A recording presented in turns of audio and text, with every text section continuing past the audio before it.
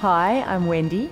Today we're in the beautiful Elixir Health Club in Bondi and we're working on perfect posture. I better sit up, working on perfect posture.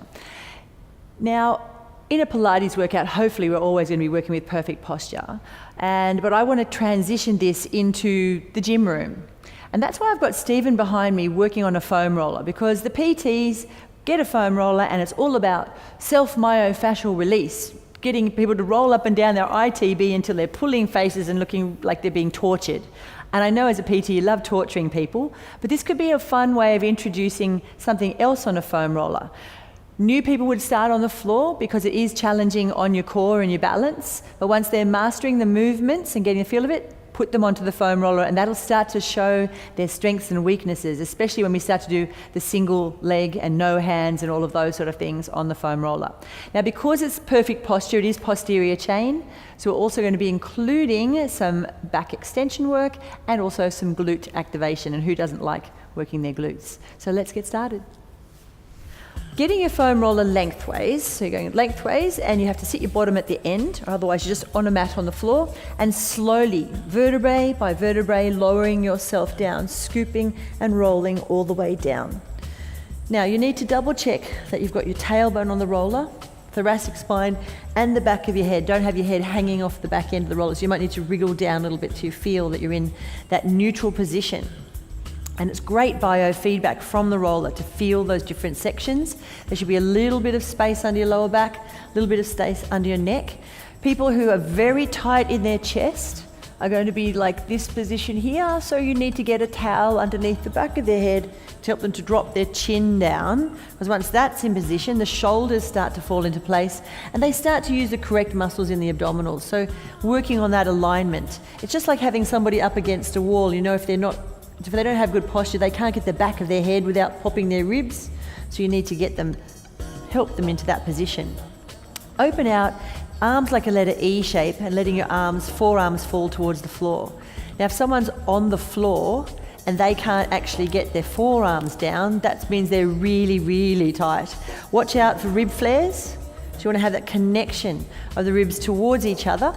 My old ballet teacher used to say, pretend there's a safety pin just there. So you don't want to pop the safety pin, you want to keep that safety pin connection. But in doing that, watch that the shoulders don't hitch forward. So somewhere in between and just soften.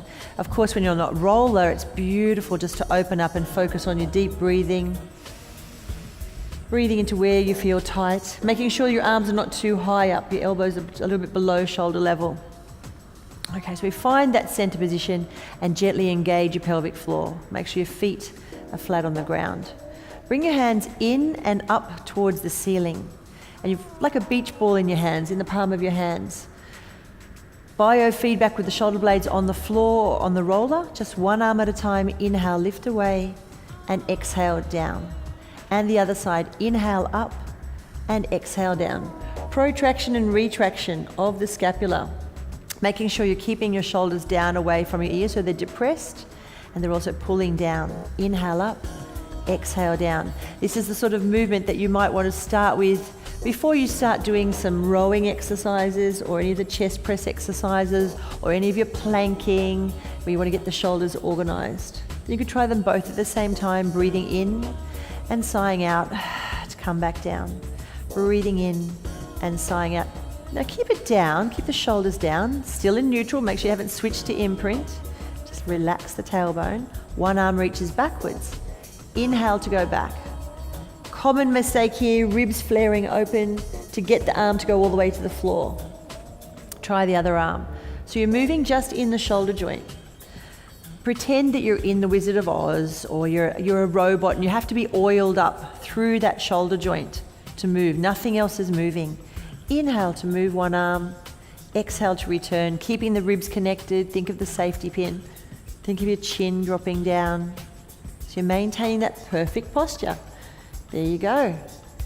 Both arms reach back and they're going to go into a circle. Inhale to reach back, open, exhale, reach down towards your feet. Palms up. Inhale, palms face each other. As you open, palms are up towards the ceiling. Extension, that's it, lift it up. Breathing in. And sighing out. Reverse the circle. Inhale, open the arms out. Exhale, reaching down towards your feet. Inhale, opening that out. Try and feel differences between one side and the other. Over and down. Inhale, opening that out, snow angels, all the way down to the floor, palms on the ground. Watch the shoulders, back and down. Lower half, so still in neutral, pelvic floor on, breathe in. As you sigh out, leg float, one leg up to tabletop. Tabletop means that instead of having your foot down towards your bottom, you've got your foot slightly higher than your knee, your shins like a tabletop, and back down. Moving from the hip joints now, so all of a sudden the Tin Man is oiling up through the hip joints, just alternating sides. Breathing out as you lift up, breathing in as you lower down. If you're on a foam roller, to make it harder, you could have just your elbow tips on the ground. So you take your hands off, have just the elbow tips, and you've got less support. If you need two hands, have them down and push the hands into the floor. And at the same time, push the opposing foot into the floor. So you're teaching people to press through the floor and use other muscles. Great, take one leg up. Take the other leg up and do your reverse float. Core muscles on, so make sure your tummy didn't pop. Lower one toe, inhale down. Exhale to return. Inhale to lower. Exhale to return. Slowly floating down and bringing that back up. Other side, floating down. Then with two legs, open them to the sides. They inhale, open out to the side. Exhale, bring them both back to the middle. On the foam roller, a little bit more challenging, so you don't roll off the roller, and you have to move both legs at exactly the same time. Pressing out like you're moving through mud and squeezing your legs back together. One more time.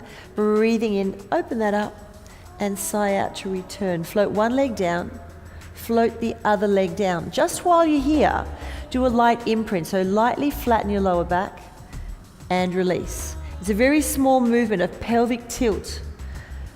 Don't confuse the two things, pelvic tilt and pelvic floor contraction. So pelvic floor contraction, it's an internal contraction, whereas a pelvic tilt is the actual bones moving. So one's more muscular, one's more bone. That's it. So go back to your neutral spine. For a little bit of a test, float one arm up, other arm up, shoulder blades down, and see if you can do single leg floats on a roller. So lifting up and down. So the people on the floor are just going back to our regular single leg floats. But of course on a foam roller, this is where it's going to show up the differences between your right and left sides. So usually if you're right-handed, you're going to be able to lift your right foot off the ground easy because your left leg's your supporting leg. What leg would you kick a ball with? And the other side will feel really foreign and really wobbly. If you're on the floor, you could do variations like this, and you could do this one on a roller as well, the dead bug, coming backwards and forwards on the same side. Inhale, reaching. Exhale to return, but watching the rib cage, maintaining that stability. Chin down, do one more on that side. Switch it around, so you put the foot down. If you're on the foam roll, you could have one hand on the ground. That would be helpful, wouldn't it? Inhale, reaching, and exhale to return. But if you're not, you've got the arms up. So if you're not on the foam roll, you can have two hands happening. Inhale. And exhale, and reaching it out, bringing it back and bringing it all down. Slowly roll off your roller or roll to your side and sit up. Turning over back extension work, so lying on your tummy. Now if you're on the floor without a roller, you could just be doing a diamond press. Shoulders down, pressing here and back down. But if you're on the roller, arms out straight. The exercise doesn't start from your back. The exercise starts from your shoulder blades. So it's shoulder blade organization, again, posture. Chin down, draw the shoulder blades down, press against the roller, and a small extension, it's not big. Glutes are slightly activated. And glide that forward again. Exhale, shoulders down, pressing, lengthening through the feet, lengthening through the crown of the head, pushing into the roller. So we're learning how to use the muscles in the back and the posterior chain to switch on and help you. Legs are reaching out, hamstrings, glutes, shoulder blades all switching on. And lower that down. Exhale, rolling towards you, pressing. Hold it there, brace your core. One arm up and lower. Other side. To lift that arm up, you have to breathe out and push hard into the roller. If you don't have mobility in your shoulders, you're going to struggle with this one. So just take your time, two more. And down, one more. Down, release it down. hands on the roller, pushing back into your child pose. You can have hands on the roller, or if you're on the mat, you're just on the floor, stretching that out. Beautiful for release for your lower back. And coming back up. Of course, posterior chain has to have glutes in there. So placing your foam roller out in front of you. If you're not used to doing this, please do it on the floor first, because your hamstrings are going to be speaking to you if you're on a foam roller. Good luck, Stephen. So, hence I chose the floor.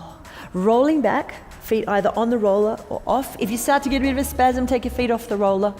If the further away the roller is from you, the more your hamstrings have to work. So I'd suggest getting the roller under you to start, so you can get a bit more glute activation. The same thing with the feet.